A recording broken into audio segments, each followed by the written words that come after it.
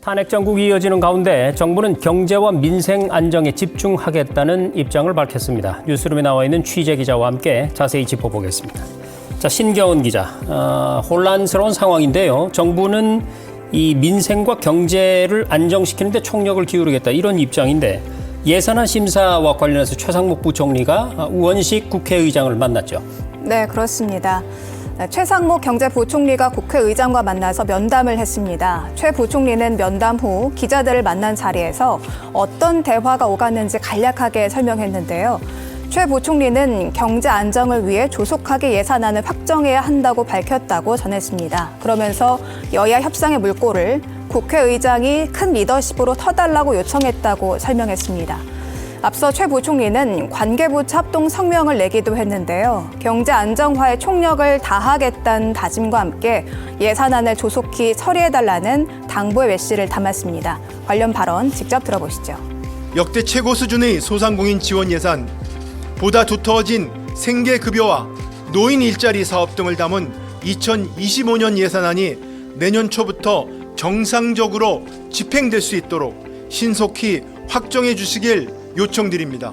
네, 그런가 하면 앞서 뉴스로도 봤듯이 긴급 거시경제 금융현안 간담회도 열렸는데 여기서 구체적으로 어떤 얘기들이 나왔습니까? 네, 우리 경제 그리고 금융계 수장들이 한자리에 모여서 다양한 대응 방안들을 논의를 했습니다. 우선 정부는 비상공조 대응 체계를 유지하기로 했습니다. 최근 정치 상황이 경제 영향을 최소화하기 위해서 역량을 총동원해서 대응하기로 했는데요. 대응 계획에 따라 시장 안정 조치가 즉각 시행될 수 있도록 만전을 다하기로 했습니다.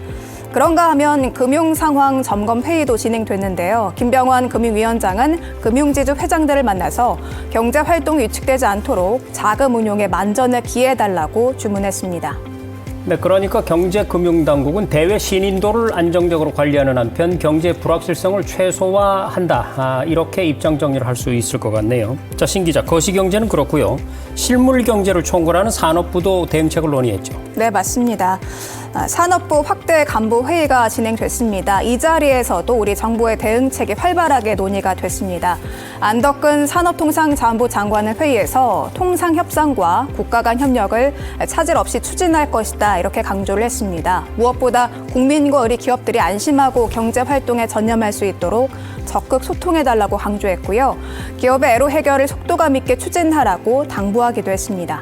자, 거시경제와 실물경제 살펴봤고요. 그만큼이나 민생 안정 분야도 정부가 중점적으로 살피고 있는 분야인데 민생 안정을 위한 대책은 지금 어떻게 추진되고 있나요? 네, 우리 정부는 지역 민생 안정을 위해서 전국의 지자체와 협조하기로 했습니다.